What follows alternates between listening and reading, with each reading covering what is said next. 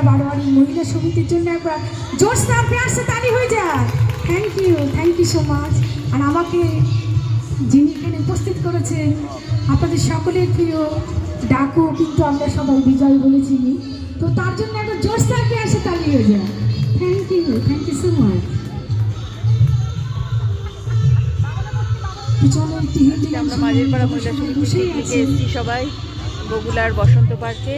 তো এখন আমাদের সকালে ব্রেকফাস্টের পর আমাদের একটু ঘোরাঘুরির পর এখন আমাদের অর্কেস্ট্রার অনুষ্ঠান শুরু হয়েছে। একজন গান গাইছেন, লতার গান, খুব সুন্দর গান গাইছেন।